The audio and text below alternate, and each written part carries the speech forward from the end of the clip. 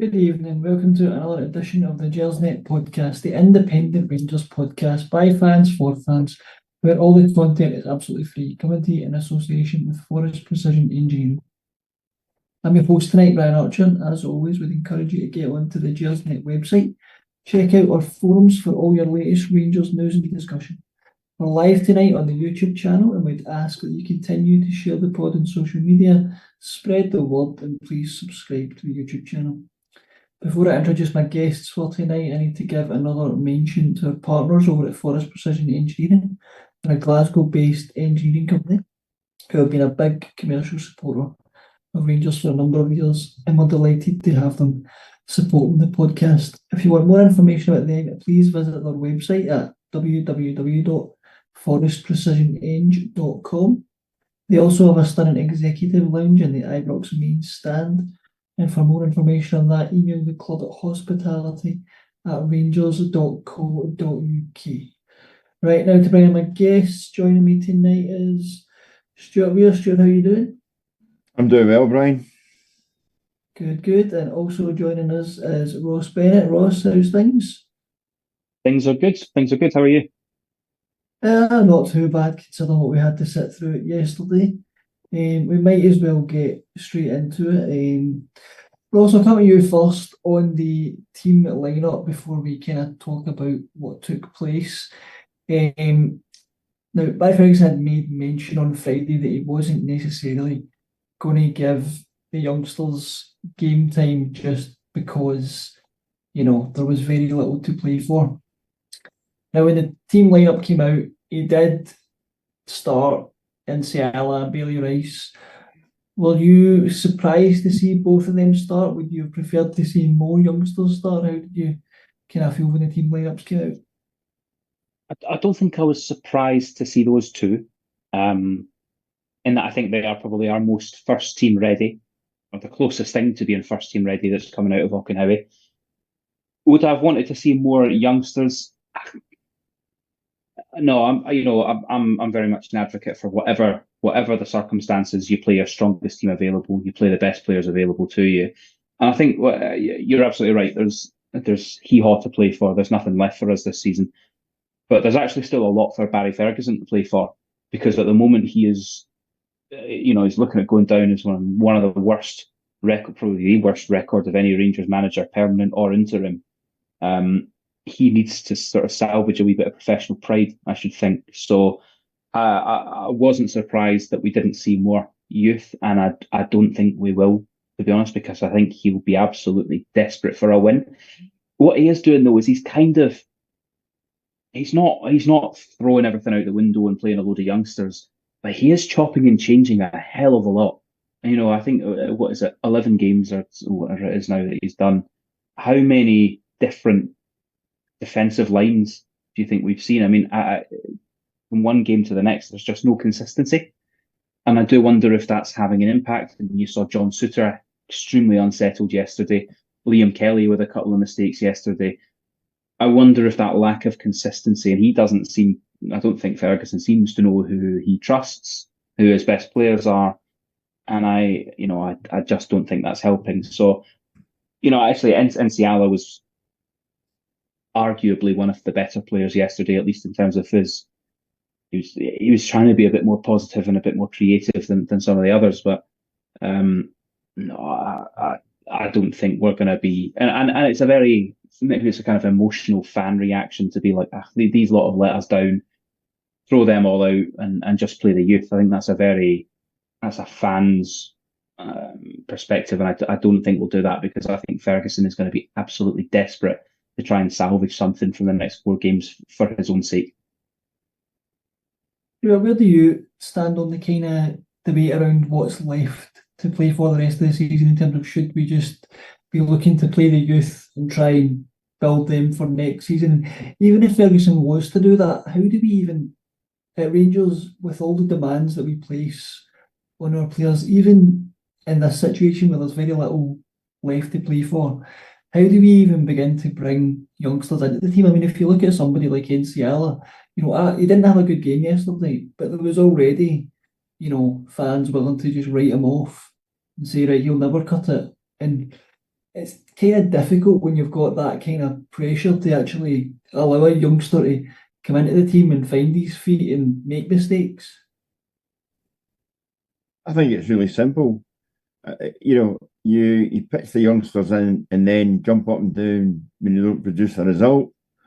You're between a rock and a hard place. I thought Barry Ferguson might actually bring in a few more youngsters, and then the more I thought about it, sort of agreeing with Ross, I think there was more of an element of Barry Ferguson saying to himself, actually, this isn't about Rangers, this is actually now about me, and leaving with some credibility. I mean, the press conference on Friday when he comes out and he says, right, we want to finish the season with 15 points, 5 wins. Dead easy saying it, 15 points. It sounds quite simple. You then think that Rangers are going to have to win, are going to string 5 victories together with how they've been playing this season. And then you realise that he's actually built a fence too big for his horse to jump over, and they fall at the first hurdle. I think you could introduce a few youngsters or a few more youngsters, but again, you're back to Ross's point there. There's been so much chopping and changing that you could be introducing 2 or 3, if there are 2 or 3 in every game, and it's still not having any net effect because you never see a bunch of them together. You see them actually trying to dovetail in amongst players who have failed, throughout the entire season, and that makes it difficult. I think the whole thing about the performance yesterday as well, with the changes that were made, there is a level of mediocrity within that Rangers team that they struggle to actually better, or should I say, get any worse. It is almost like they're doomed to fail simply because it's like the task at hand is just too big for them. And it doesn't matter who you put in front of them, they are struggling to actually look like a coherent team. There are still mistakes, there are still errors, there are still guys looking at each other as if to say, I thought you were doing that, or can you not do a bit better? Well, not actually taking any pride in their own performance. And between now and the end of the season, there has to be something to play for. And you mentioned it earlier about professional pride. If you don't have that, then you really are starting from ground zero for next season, or whoever the new manager is coming in, because there's absolutely no self-belief, no self-confidence, and I doubt if there's very much to actually build on without having a total clear out. Ross, I don't know about you, but for me, that first 41 minutes until we scored was some of the worst I've seen us play this season. And to be honest, that's saying something. Sounds like Brian sitting there with the stopwatch. Right, you only need to go for another minute and 40 seconds, and it's the worst 41 minutes I've ever seen. Because there's been some horror shows in there this season. But if it wasn't already in focus, did that just bring into further focus just the job that's required in the summer? Yeah, absolutely. It was so poor yesterday. We seem completely short of confidence. And it's funny because there's been a couple, 2 of Barry's wins have been those kind of come back from 2-0 down, and he's spoken with great pride after each of those games about the mentality of these players. I think the mentality of these players is shot. I think it's absolutely shot. They just seem bereft of confidence, and that is manifesting itself in the inability to play a 5-yard pass, the inability to hold the ball, the inability to put in a brave challenge, and just the inability there's no desire to take any risk. So I think whatever happens next, and I know we'll talk about the managerial hunt, but that manager has a huge job to just try and build these players back up again. And I don't know how many of them will still be here next season, or how many of them will be, starting games. But you don't tend to turn over 15, 20 players in a single window. So we'll be seeing some of them. And they need a huge job to pick them up and build some confidence and build some belief back into them. It's for that reason that I believe that Ferguson was the wrong appointment, because the received wisdom, or kind of the noises coming out of Auchenhowie, is that, you know, he's been brought in there and he's trying to remind them of the standards and tell them what it means to play for Rangers. I'm kind of interpreting that as, I just give them a bollocking every time. These players look like they're getting a bollocking 3 times a day. These players look like they're just being shouted at and not coached, but just told, you're not doing well enough to play for Rangers. They look full of fear. And that fear means that, as I say, they're making mistakes. We cannot retain the ball. Our possession, our retaining possession is awful. We're so careless. We're so sloppy in possession. Our passing stats, I haven't seen them, but they must have been dreadful yesterday. And we just don't take any risks. There's no creativity left because no one wants to be the one to mess it up. So, huge job in the summer. We need a coach. We need a tactician, but we need a manager going to come in and manage these people. Because it's a tough gig playing for Rangers. It's a tough gig playing when, you know, Celtic are monopolising Champions League money. Celtic have got all the momentum, all the confidence, which I think is a huge thing in football. And we're constantly starting, you know, just a wee bit further back. They've always got a head start. So whoever comes in needs to manage these players to believing that they can win games of football again.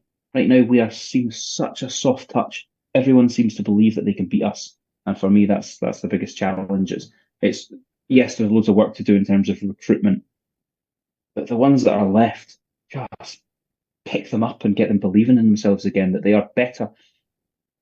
You cannot tell me that the likes of John Souttar, the likes of Mohamed Diamonde are no better than the players at St Mirren, because they are. They are objectively better footballers. Someone needs to get in there and get them believing that again. When Barry Ferguson was given the role, you know, I said that he was being brought in to instill some, as I called it, Rangersness. That there's a bunch of players at Ibrox just now, and there has been for, I won't put a timestamp on it, but several seasons, let's say, who just do not get what it is to play for Rangers. They don't get what the demands are on a daily basis, on a game-by-game basis. They just don't get it. They've played for clubs, or they're new to this country, and they don't realise that you need to be the best in your city if you're going to win anything. And second best in your own city isn't good enough. And they just don't get that. And I think what we saw yesterday after that game against St Mirren was a realisation from Barry Ferguson that everything that he thought he could instill into these players, even just to pick them up, you know, and give them a bit of confidence and a bit of belief by telling them how good a club this was and how good it would be if they actually started winning matches. I just think he looked totally lost. The word he used yesterday was bereft, and I think he was virtually bereft of emotion. You could see it in his face where he was speaking to the camera or speaking to whoever was interviewing him, and it just wasn't making any sense to him, because in all of his career, all of his professional career, regardless of the managerial side of it, put that to one side, but in all of his career as a player, he only ever understood what it was to come first, to be the best, and what it took to be that. And I don't think he thought he was going into Ibrox on almost like a nannying exercise to spoon feed these guys on a daily basis, what it meant to put on a Rangers shirt or play to the crowd or be part of that entity that is Rangers. And I think yesterday there was a sudden realisation. Another thing I noticed during the game was the number of times he was out on a touchline and he turned and looked at the bench almost as if to say, what are we doing here? I'm sorry that I've dragged you guys into this. And look at the guys looking for support. Look to McCann, look to Dodds for some kind of semblance of understanding about the turmoil he was going through, because whatever they're saying during the course of the week, as soon as that whistle goes, they seem to forget everything. Maybe they are being shouted at, and maybe that's their reaction to being shouted at and to being bullied and the likes. But you have to look at it and think to yourself, as a player, you would want to perform simply because not only might you be playing for your future at Rangers, you might be playing for your future elsewhere if somebody wants to come and take a look at you. Yeah. Ross, do you think we are watching a manager here that's just frustrated by the fact that he's got a squad of players that A, don't have the mentality he did as a player, and B, can't actually do what he could do as a player, and he's trying to get the best out of them and trying to coach them, but he's trying to coach a group of players where he's probably watching them and training, thinking, I could do that as a player, why can't this group do that? Or he's kind of looking at the mentality going, I had the mentality to play for this club and win for this club. Why don't this group of players have it? Yeah, and I'm sure that is frustrating, but Steven Gerrard was a better player than any of the players that he managed whilst at Rangers, and he guided them to an unbeaten season and our 55th league title. I don't know if he's just not able to communicate his point. We have got a lot of foreign lads in at the moment, and there was this big feature a couple of weeks ago on Rangers TV about teaching some of them English, and that the level of kind of English literacy for a few of these players is really, really low. I wonder if he's struggling to get his point across. Because it should be about instilling standards and picking up a bit of belief, and more so than this should be the job for a master tactician at this point. Barry Ferguson was not hired as a master tactician. He was hired to, as Stewart said, bring back that Rangersness. But in my mind, he's failing. How is he getting that message across to the likes of Jeffy or to Hamza Egeman or to Robin Proper or whoever else it might be? And I'm sure that is extremely frustrating. I'm sure it is. But he's failing in his role, in my opinion. His win percentage is below 40%, I think. We've conceded at least two goals in 8 consecutive league games. It's extraordinary, the statistical side of this at the moment. So all the sympathy in the world for him, all the respect in the world for what he was as a player and as a captain of Rangers. But for me right now, he's failing in the role that was given to him, which was to remind these players of what the standards and the expectations are, because they are just so far off it right now. So far off it. Just to pick up on what Ross is saying there, I mean, for the best part of 20 years, I covered Rangers, and you would hear stories about new players coming in and the laughs and the jokes and, the things that would happen off the pitch, because people didn't understand, if you like, the culture. I don't mean the Rangers culture, I just mean Scottish culture. And they didn't understand bits of the language and all the rest of it. And there'd be certain things, I remember the story of Terry Hunlock up at Aberdeen, sharing a room with John Brown and saying, I really struggle, Bomber, with you, but I can understand what you're saying, and Durante, I struggle with him, but I know what he says. McCoy, I just don't have a clue what they're saying on the TV, and that's because for the last 15 minutes I've been watching the Gaelic channel. Those kind of things, you can have a laugh and a joke about them, and see the funny side of it. I just think that the difference is it's not to do with the communication and what language you do it in. I just don't think the players are up to making those sacrifices themselves or understanding football itself.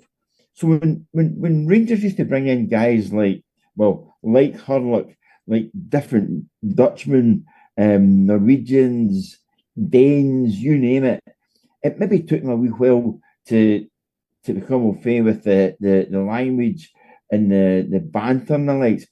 Football-wise, they understood entirely what it was about, because it was a football and their football nous that actually got them to Ibrox in the first place.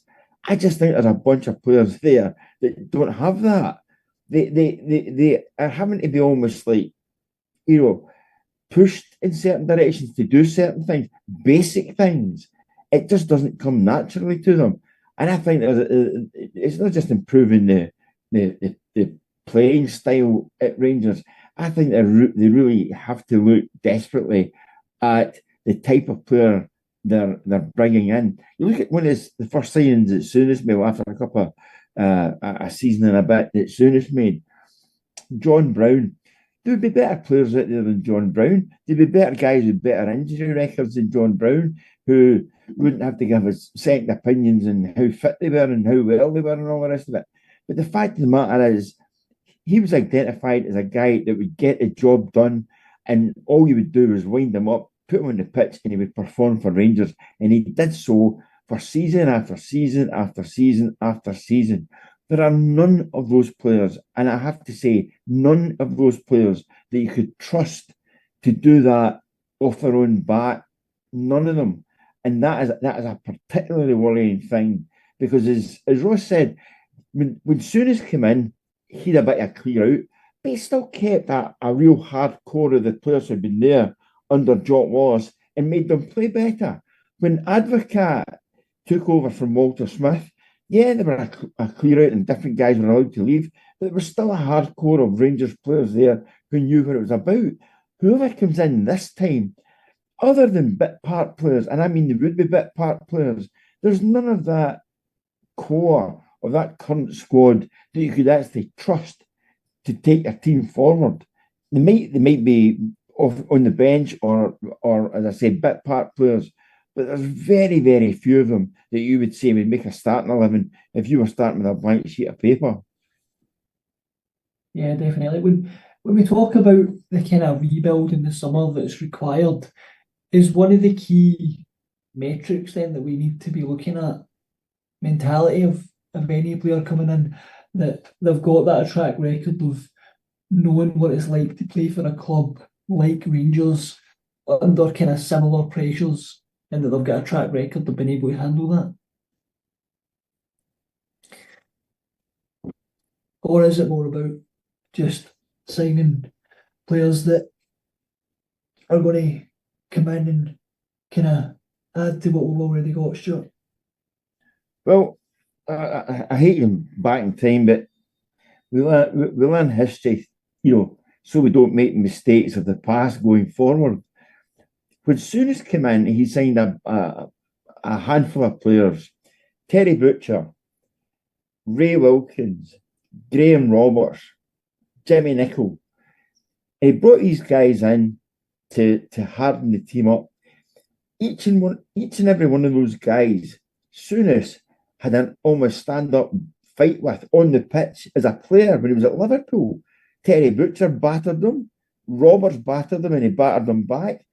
Ray Wilkins and Souness were throwing elbows at each other and kicks at each other in a Scotland and England game, but he knew that they had the heart and the desire and the passion to play for Souness and to play for Rangers.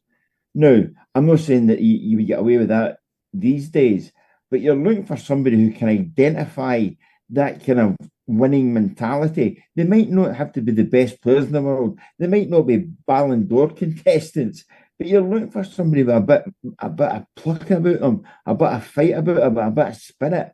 And again, I think that's one of the frustrations that Barry Ferguson has, that he cannot find anybody that in his mirror image that would want to do the things that he did as a midfielder, either batter into the opposition or batter into the opposition penalty box and try and score goals. He doesn't see anybody there. And I think it has now finally hit home to him that he's not going to win any plaudits for this role that he's performed. But whoever comes in next time, they have to get it absolutely bang on. So you might see some players there you would think to yourself, well, is he any better than what we've got? Yeah, he might be, simply because he tries and gives 110% every Saturday or every midweek. Yeah. Ross, one player who I thought was particularly poor yesterday was John Stewart. Is there a discussion to be had around whether we actually should be offering him a new contract at this point? It's funny, isn't it, that so one of the things that I've been thinking about a lot is this conversation about how managers like Walter Smith would identify and sign the best Scottish talent, and I do agree with that, and we're getting Lyle Cameron next season, we're getting Josh Mulligan next season, and John Souttar kind of fell into that mould where we've identified the best talent out with Rangers and Celtic within the SPL, but he's never really hit the heights, has he? He's kind of, I don't know. He's shone in some really poor Rangers sides, but I don't know. I must admit, I don't know when his contract expires. The contract expires at the end of next season. Is that right? This season it's up. It's up to the end of this, as in a couple of weeks, right? Yeah. Puts you in a really difficult position, doesn't it? Because we need some continuity. I mean, like I say, I don't think he's going to go down in history as one of the greatest ever Rangers players, but he's one of our better performers this season.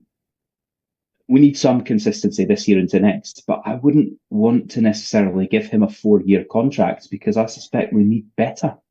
I think we need better than John Souttar. His injury record's not great. I mean, he's actually probably exceeded some of our expectations on the injury front because it was so horrendous historically. But in 3 years' time, we need better than John Souttar. In 2 years' time, we need better than John Souttar. So I think I would struggle to give him a 3 or a 4 year deal. And yet, we're probably saying goodbye to Leon Balogun this year. I would love for us to be saying goodbye to Robin Proper at the end of this season. I think that's probably optimistic. Tavernier, I think if someone comes in for him, should be away. I'd love to see the end of Jeffy and get him out of the club. I would not be sad to see the back of Ridvan Yilmaz. So you're at the point now where you're talking about 6 or 7 defenders that need to come in if you add John Souttar to that list. So I think you're massively stuck between a rock and a hard place with that because I don't think he is good enough long term. But he's not going to want to sign a 1-year contract or a 2-year contract on the understanding that in the second year he's probably going to be our 4th choice, which is where I think he should be. So I'm going to cop out of answering that one if that's okay, because I don't think there's an easy answer. I think it's a case of damned if you do, damned if you don't. Yeah, it might also be the case that he stays around because we need Scottish players for the UEFA quota. So that's also a consideration. Stuart, you mentioned kind of there's not really a core group of players from this squad that a new manager could come in and work with.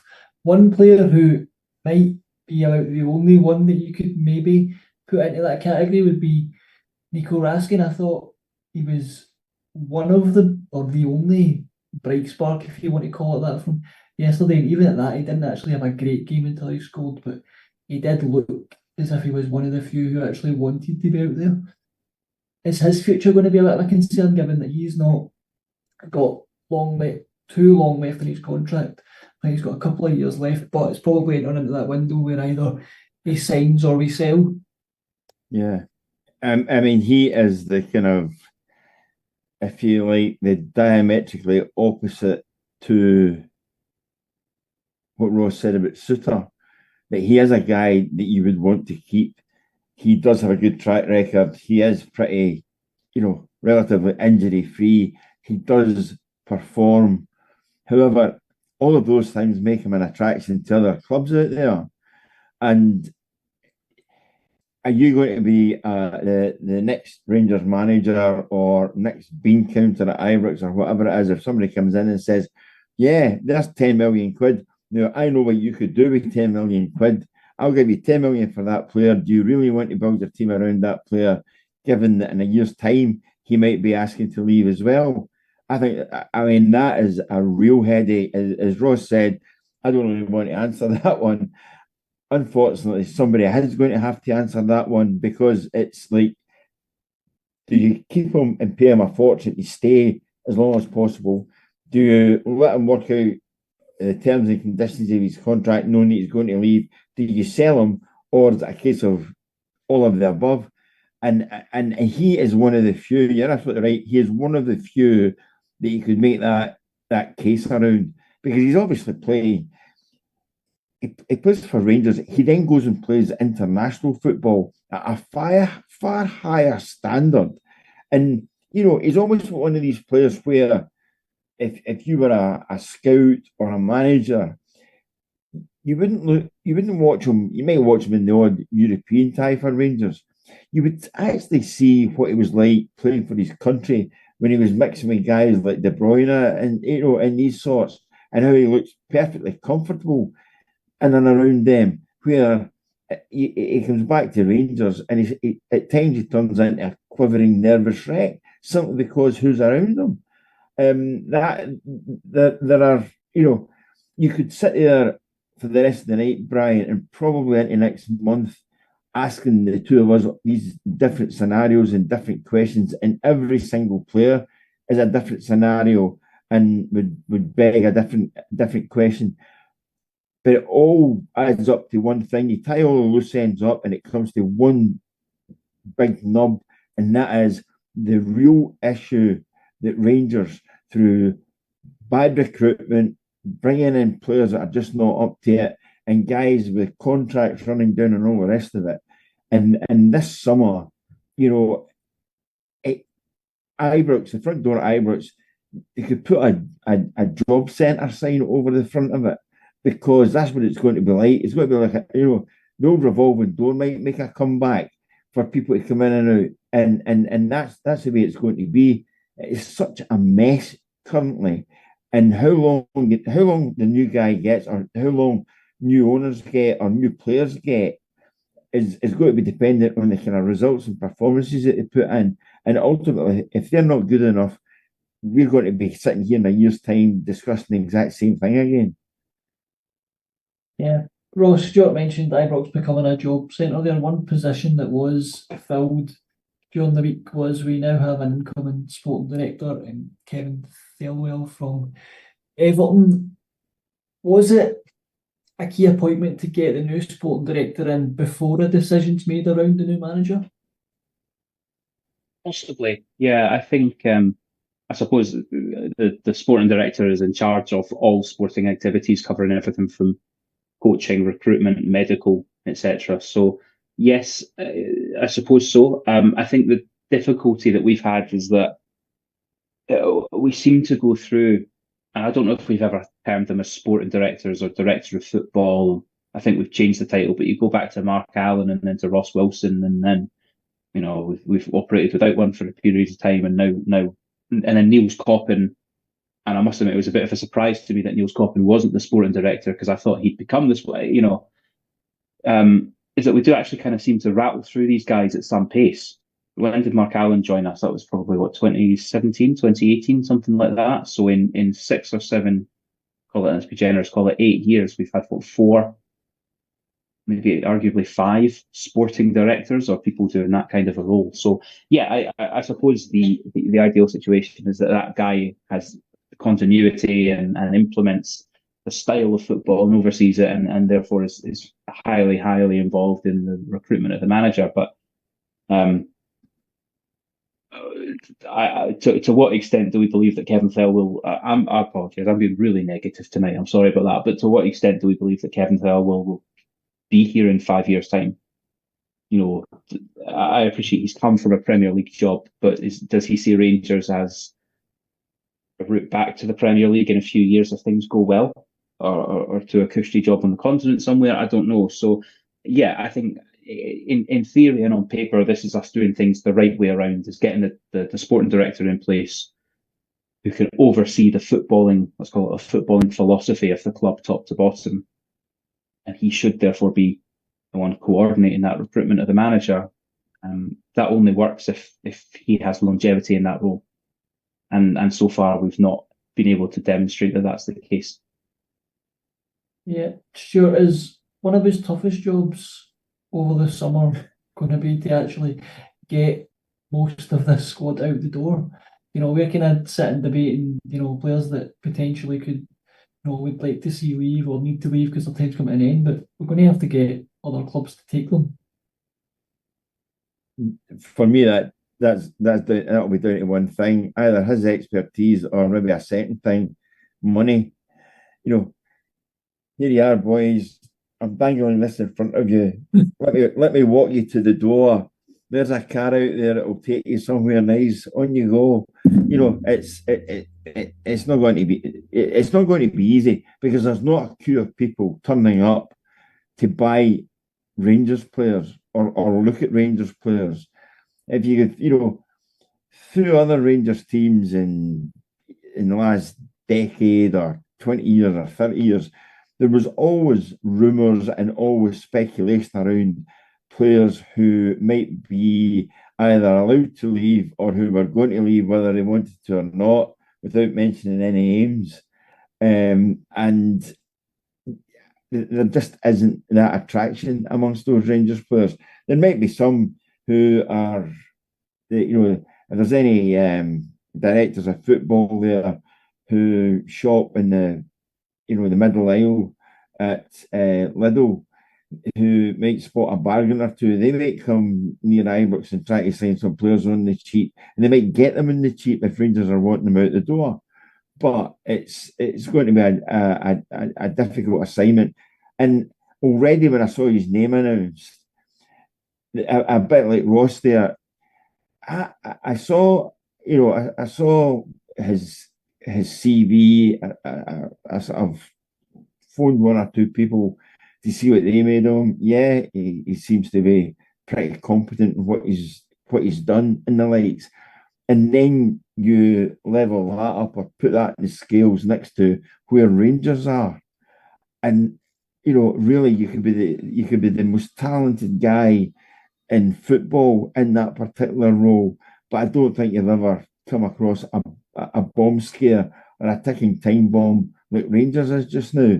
This is going to be a real test, and the point that Ross makes again, if he does this and does this well for 2 seasons or 4 transfer windows or whatever it might be, you can bet your bottom dollar that somebody down south looking at him and saying, what a job he's done at Rangers.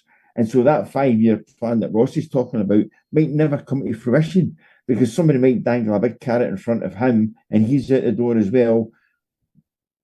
Maybe not at the choice or the behest of Rangers, but because he sees bigger and better things for himself. And that's a possibility as well, because anybody that makes that Rangers team look better, play better, and get the recruitment right, and get that side of the equation better as well, is going to get brownie points throughout football.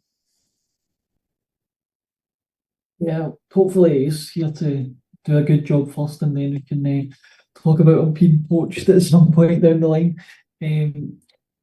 Ross, on to the other biggest position that needs filled in the summer is obviously a new manager. Now, Ferguson kind of threw his hat in the ring on Friday. I think that's the first time I've heard them kind of openly speak about the fact that he wants the job. I know we spoke, I think, a couple of weeks ago on a show about, I think it was after the Fenerbahce result, about Ferguson potentially being the next permanent manager. I think we both kind of agreed that, it was at least worthy of giving him an interview. Are we kind of at the point now where that chapter's closed and it's now kind of Ferguson sort of out of the running for that position? Absolutely.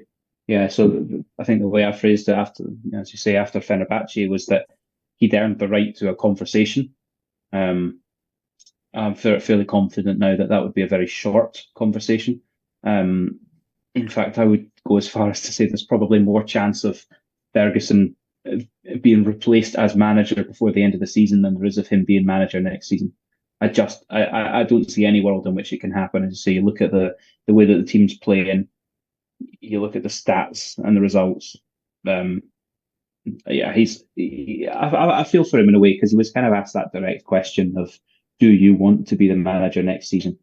He can't say no, can he? He can't say, no, actually, I'm hating this and I don't want to do it anymore. So he had to say yes. But he knows, we all know, it won't happen.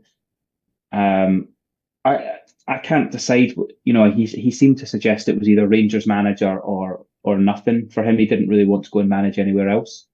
I don't know how much I believe that, and I don't know what his next move will be. I mean, it would be fairly cushy for him, I'm sure, to go back to being a Rangers ambassador and a columnist at the Record and a pundit on Go Radio.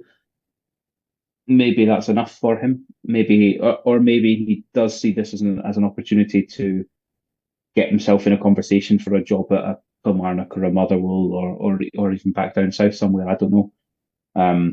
But for us, no, ship sailed. I actually looked at the Hearts having sacked their manager yesterday and thought that would be a decent job for Tim, McCann, Dodds and McGregor to go into and potentially kind of earn their stripes at a potential future as a Rangers permanent manager. But it seems like, based on what he said on Friday, that he's not entertaining that idea. Stuart, in terms of the current contenders that are being discussed for the manager's position, Gerrard, Murko, Rose, Mourinho, Russell Martin, do any of these fill you with any enthusiasm? Because I've got to be honest, I'm not enthusiastic about any of them, if I'm being completely honest. I know Mourinho is a big name and it would be some laugh and great headlines, but I don't really want a pantomime manager. I just want a good coach that's going to come up and win football matches. A 9-month long panto season at Ibrox, it's behind you. No, I mean, they're doing the rounds and they're trying their best to attach candidates to a job that everybody knows is there. Now, the whole thing for me revolves around this takeover. If the takeover goes ahead, you're talking about a completely different mindset and outlook to Rangers. It suddenly becomes a sports business or a sports franchise. And I know people will say, well, it's always been that.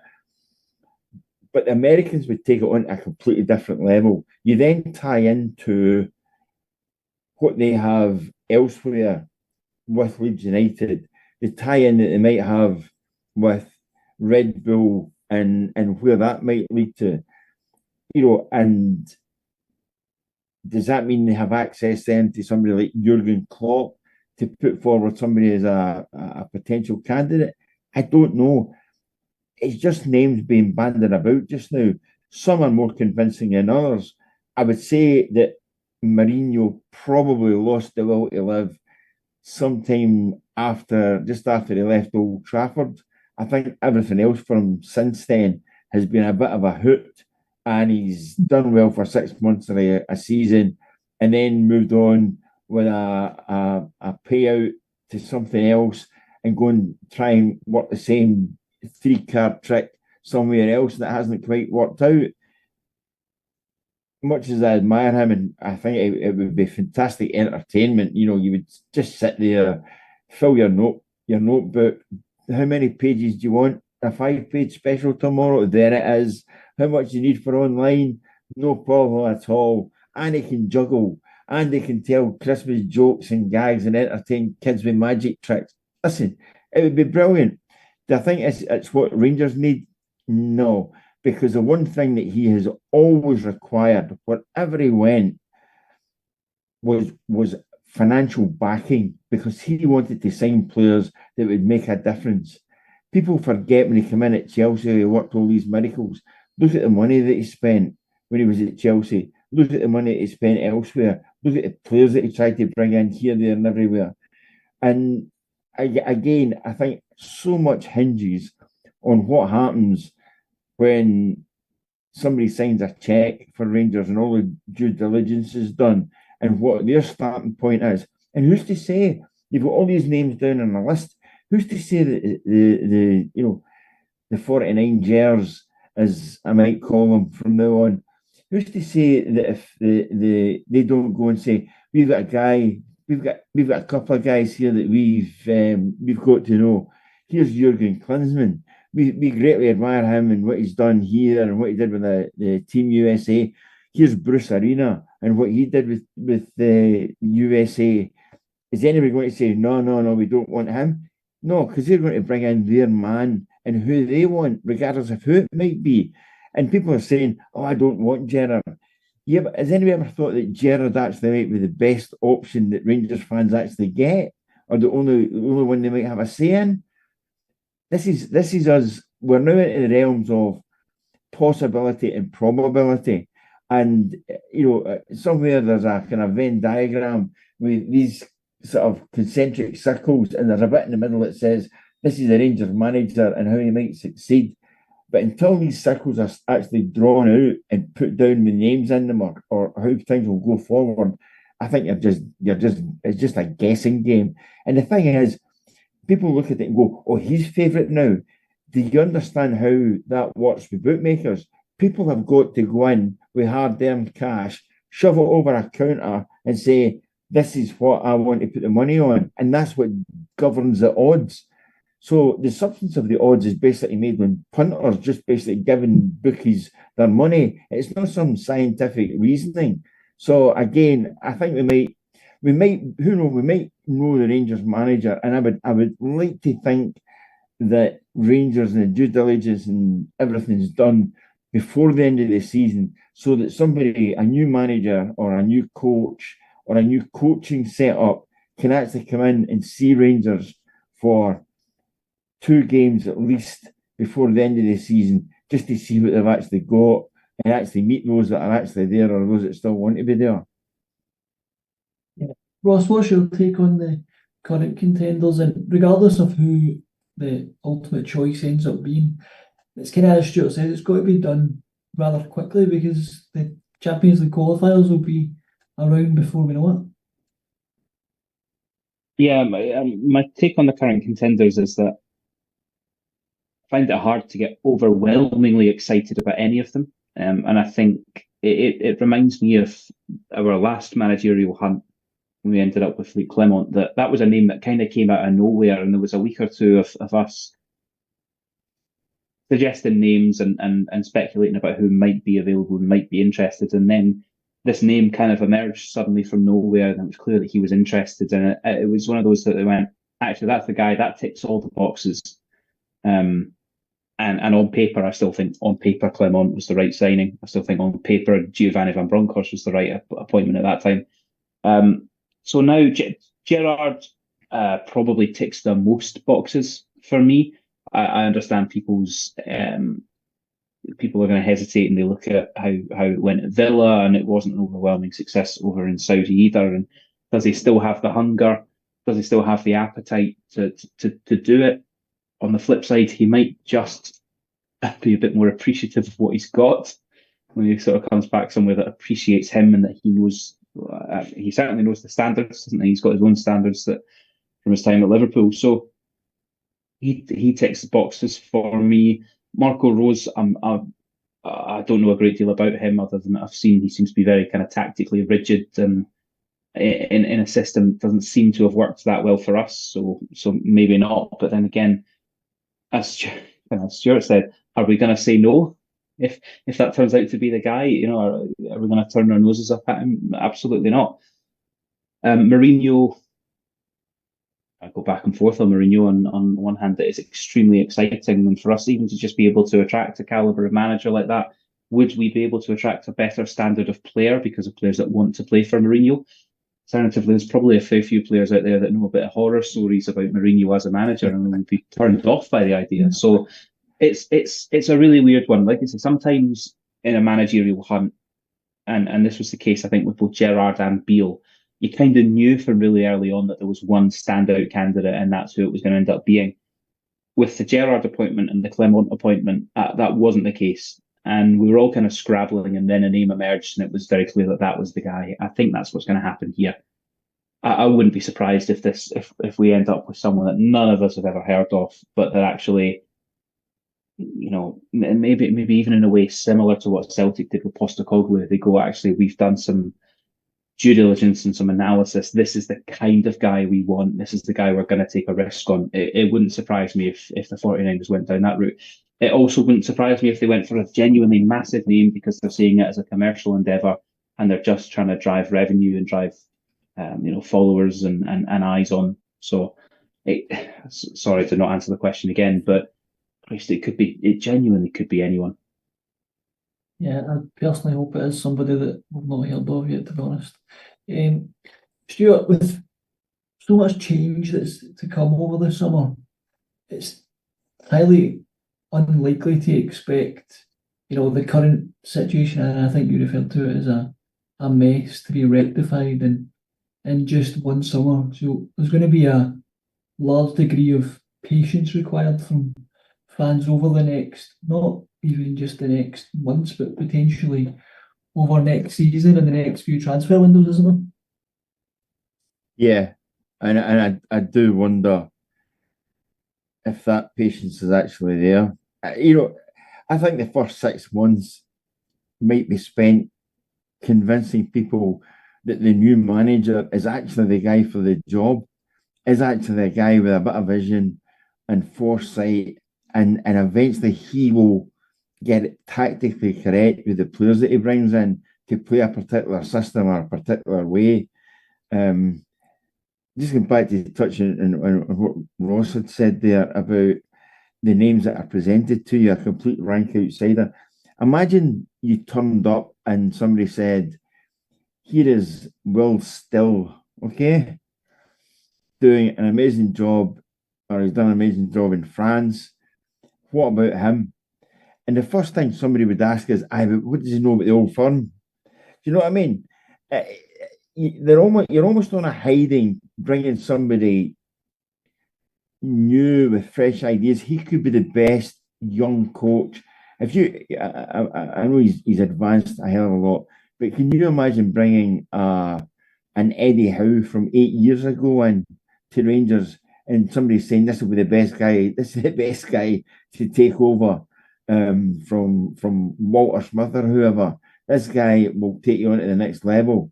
You wouldn't be convinced, and so I think there's a hell of a lot of convincing to be done with the next coaching setup or managerial setup that comes in. As for the time that people get, they will get as long as it takes for the next or for the first Old Firm game of the season to come around. And that regardless of what anybody says, that is your first test as a Rangers manager. How you doing that first Old Firm game? It's unfortunately there's I could take you into a cupboard and show you former Rangers managers who failed hands down on that first test and never ever recovered. And will the fans have that patience after spending as much on season tickets and the likes, and after the disappointment of another barren season? I don't know how much sort of goodwill there is amongst Rangers fans anymore, simply because of the way things have worked out in the last couple of seasons. I think the arrival of the new owners might buy some additional patience, might be there that wouldn't ordinarily. Ross, before we finish up, looking at a bit ahead to the remaining fixtures, which unfortunately we still have to fulfil, what can be gained from is there anything, can we build anything going into next season, or is it just a case of let's just get these games played because we have to, and we'll just go off on our holidays at 18th of May or whenever it is? 18th of May, I think some of our players went off on holiday 18th of January. It's honestly, oh gosh, I really want to be more positive and optimistic than this. It's a slow death at the moment, isn't it? I was speaking actually, so my sister's partner's a Hearts fan, and what he was saying kind of I found oddly opposite with what we're going through at the moment. They're not going to go down, just packed off their manager. What's the point? 4 games to go, nothing to play for. It's just depressing, and that's kind of how I feel as well. We've secured second. That is no achievement. There's no celebration in that. There's no joy in that. Okay, so right, what is to be gained? I guess what's to be gained from the last 4 games is a bit of confidence. I've said it on here enough times over the past few years. Confidence and momentum in football are massive, and if we, it's going to have limited value because I think there's going to be a limited number of these players actually starting next season.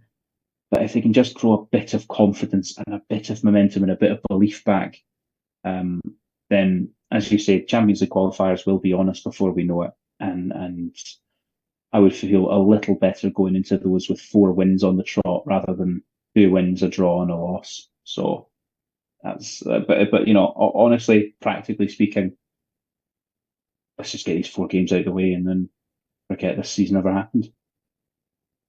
Yeah, I think that's pretty much where we're all at, to be honest. Forget the phrase "dead rubber." I mean, these could be carbon dated. That's only, there is nothing to be had. I was just thinking, actually, I spoke to somebody the other day there, and they've not seen or paid any attention to the last 3-4 months, and we're waxing lyrically about how well Rangers played when they beat Celtic 3-0. And it was almost like, yeah, that's right. But everything you saw in that game,